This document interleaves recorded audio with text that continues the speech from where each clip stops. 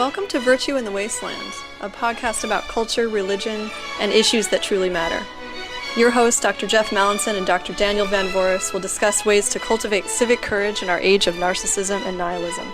Come along as we travel through a complex cultural landscape in search of truth, goodness, and beauty.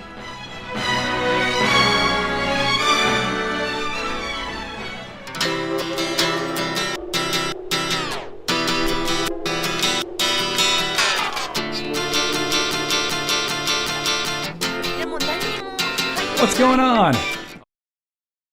Doing okay there, Adam? Doing good? Doing well? All right, fantastic. Well, let's get back to it. Welcome back. We've got Dr. Adam Francisco, an associate professor. I'm Dan, by the way, and that's Jeff. I'm Jeff Mallinson. Someone told me that they didn't know which voice was which. No, we were interviewing Andrew the other time, and we've known each other. Yeah. You still didn't. It was on the phone. My name is Dan Van Voris. I'm a professor of history and political thought. Jeffrey Mallinson. Jeff, say hi. Hello, I teach theology at Concordia University, Irvine also. Awesome. And our guest, Dr. Adam Francisco, is a professor of history with me. Right next door. We've got offices that adjoin. Yeah. We're talking about Islam. We're talking about, actually, I want to keep saying, we're not talking about Islam so much as we're talking about our Muslim neighbors. Yeah, I mean, we want to talk about the thing that sort of brought, Adam has done more talking across the nation on Islam and Christianity and the Arab world, and this is what he does. He's a great speaker. He's got a book out. When he's not worrying about half his face being when half of his Greta face... Van Susteren. How dare you? How dare you attack? I'm not attacking. I'm neither attacking Greta Van Susteren or our good friend Adam. Okay, I would attack both. Okay. Yeah. Anyways, so but the point is that Adam has this sort of wealth of knowledge of sort of getting of really understanding the sort of Muslim worldview. He teaches a class here on Islamic Civ. And I guess, Adam, the thing that has struck me as we talk about civility and dialogue amongst people of faith, different faiths, Luther might call the left-hand kingdom, when we're just talking about how are we going to live, how are we going to be good people, I see a lot of bumper sticker. I was driving yesterday in Laguna Beach. Laguna Beach it has got more bumper stickers per capita than any other place in America. Right. And these bumper stickers that are just shouting, just vitriol. Yeah. And for everyone that is, a Christian fish, there's a Darwin fish. And then the big one has been for a while coexist with the different religious symbols. Now, what do you expect that to be on? What kind of car? That's going to be on a Prius. Yes, I do not have that on mine. I just so I was very clear, I put a motorcycle company on the back. Yeah, you got to. It didn't help. Well, it's why I have tattoos. It's because I've got to pretend to be tough so people don't beat me up. Yep, it's the story of my life. Overcompensating. At least that's what my dad says. Hey, at any rate, so the coexist sticker comes out, and then the response is contradict. Ooh, yeah, because these are different religious claims that have different religious, different belief systems, things that contradict with one another. And so I started to think, well, we can talk about the Arab world and America. We could talk about the Christianity and Islam. Is it fair to say that we need to make those kinds of distinctions, or how would you take this, Adam? Or what do you think about the bumper sticker? I mean, what about that sentiment?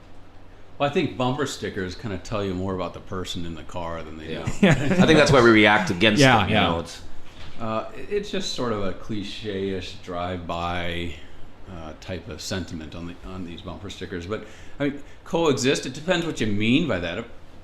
Don't we coexist anyway? Why do we need a bumper sticker to tell us all that? Right. But if they're saying something theological, I mean, that's problematic. But you can't expect some Orange County person who goes to Epsom salt baths and Laguna Beach and other sorts of hippie hangouts. Dare you. To think very deeply about theological matters. So I don't really pay much attention to those bumper stickers at first, or anymore. At first, though, I used to kind of get irritated about the coexist one. Now I think, well, so what? Well, let's ask it. Of course they should coexist. Right, okay, well, that's good. Then let's think about it then. Get the bumper sticker out of your head for a second. Now, we with the League of Faithful Masks, which is the parent organization, even though everybody that's in it is a Lutheran, and everybody we've had on here almost, except for, not everybody, but we've got a lot of Lutherans because we just happen to be at a Lutheran place. We've got Lutheran friends, but we're non-sectarian, And part of what we're interested in is this thing that we call the left-hand kingdom. Luther called the left-hand kingdom. And now there was a famous quote that turns out not to be true, apparently, that Luther was supposed to have said. What? Do you know the quote I'm talking about? Yeah, I'd rather be ruled by a wise Turk than a foolish Christian, or something like that. So it turns out that's probably not true.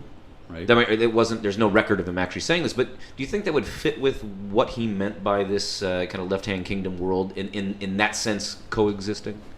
Absolutely. He actually said things very similar to that, though. In one of his works, written right after the first assault on Vienna, where some 20 to 30,000 Christians were beheaded just before the Ottoman Turks pulled back. He writes a tract called A Muster Sermon Against the Turk, where he says, if you find yourself as a Christian captive of the Turk and now a subject of the Turk, that's your new lot in life. That's what God has for you. And so you're to serve your Turkish master faithfully as a good Turkish citizen. He didn't use the word Turkish citizen, but he said, that's what he listen, meant. this is who your ruler This is where is, you are and so now. Yeah, really to serve them faithfully, work hard and diligently for them. Now he did warn his Christian readers that they should be very cautious in observing Islam, and don't get confused that just because Islamic culture might be fairly uniform, that Muslims might take their religion very seriously and might be very devout.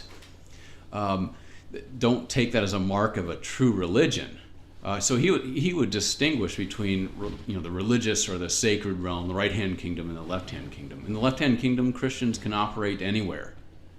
And I think that historically speaking, Christians have always operated everywhere, whether it's underneath the Roman emperors, under sort of a medieval system, or in a secular world like America. Or in Lebanon or Egypt. Absolutely.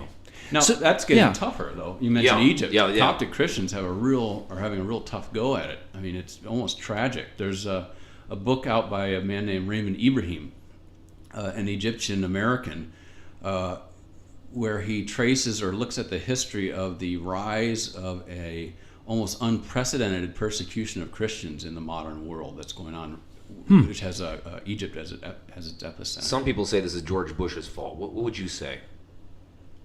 No. All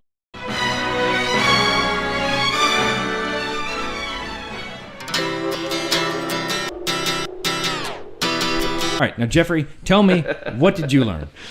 I learned I shouldn't be so defensive. Number one, I learned that Adam swims with sharks, and he goes and doing all these crazy things around the world. He studies, gets a PhD at Oxford. They call it a DPhil. Those are all scary things. But the scariest thing, I would think, is to go on a podcast where the only thing that you can do to represent yourself is to have your voice carry your image, and you've got half your face paralyzed. And I want to applaud you for that kind of bravery. And I think this is the pinnacle of your bravery. I know you've been through some serious training in the military. Once I went to Downey with him for a procedure, I'm going to say that was probably a lot. I was brave for that. Number two, I learned that the In-N-Out franchise is semi-militant, even though I may be in the same religious camp as they are in a rough sense. And then third, honesty is the best policy. That it's okay for me to be honest and also be loving about honest disagreements, because when the Muslim has a disagreement with me, I want them to tell me so we can talk it out. Word. All right. What did I learn? I learned that every show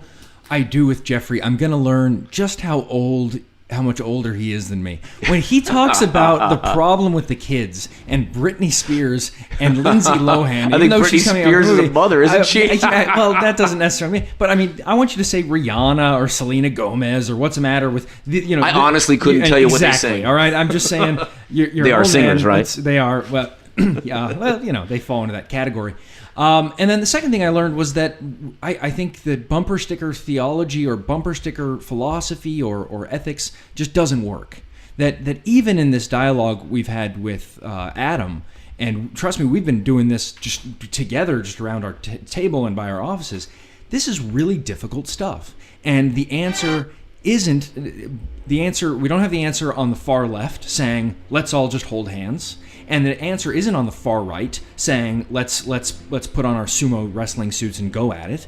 But there's a way we look at it as how to be a good neighbor, and then also how to deal with propositional claims about things that matter and dealing with them. So it's difficult, but that's why it's the Wasteland, and that's why we're looking for virtue. Thanks again for listening to the show.